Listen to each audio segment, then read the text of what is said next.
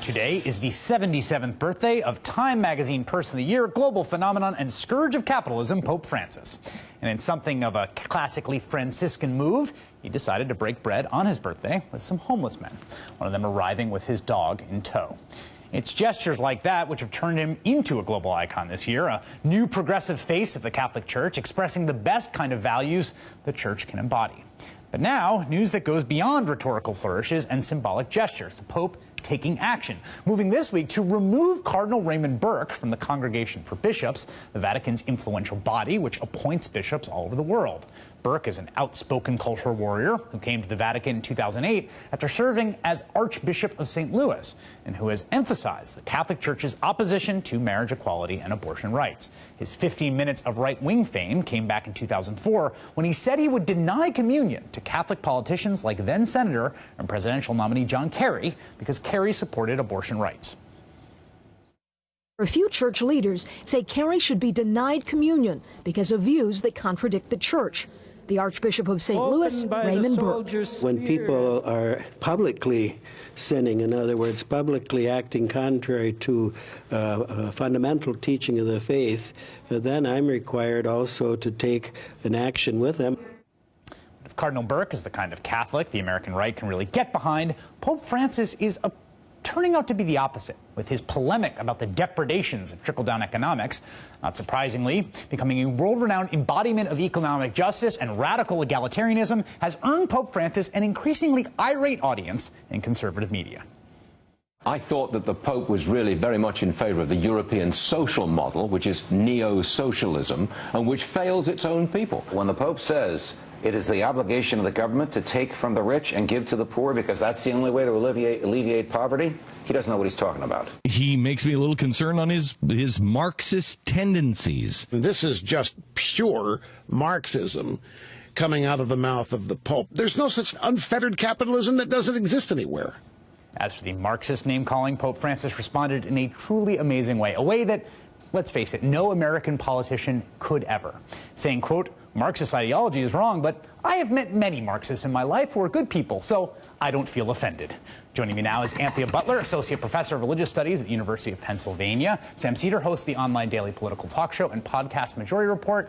And Father Bill Daly, lecturer in law at Notre Dame Law School. Let's start at the table here.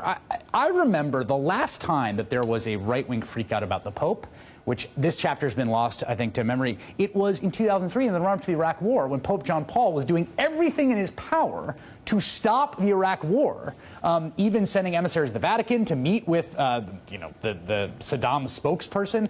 And the right lost it. They really lost it at that Pope. I haven't seen that since back then. No, and we haven't. And I think what's happening now is that what we have is sort of a Pope who's saying, I don't like this capitalist system that's going on right now, and let's get back to the basic principles of what the Catholic Church has been all about, which is, a preferential option for the poor, right? And now what you see with the right-wing freakout with Rush, the conservative Pope, of course, is this sense in which, their Ayn Rand Jesus isn't making it for them anymore. And now they've got to defend Ayn Rand Jesus up against the real Jesus.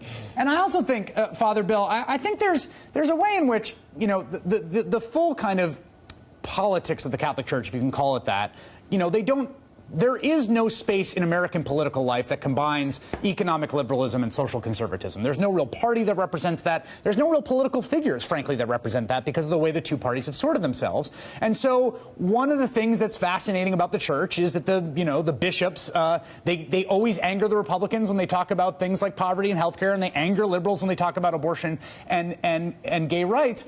And here what we're seeing is a matter of emphasis, or are we seeing something more than a matter of emphasis with this Pope? I think it's primarily a matter of emphasis. He's still a Catholic Pope. He hasn't changed any fundamental doctrines, as has been pointed out. But we've moved from 2 consecutive papacies that were focused on consolidation after the period of radical change with the Second Vatican Council, where Pope John Paul II and his successor, Pope Benedict, looked at a church that they thought, I think it's fair to say in some ways, was drifting too far and too fast away from certain moorings. We had, therefore, doing quick math here, something like 33 years of consolidation, which is not unusual in a large institution that has just gone through a kind of wrenching change.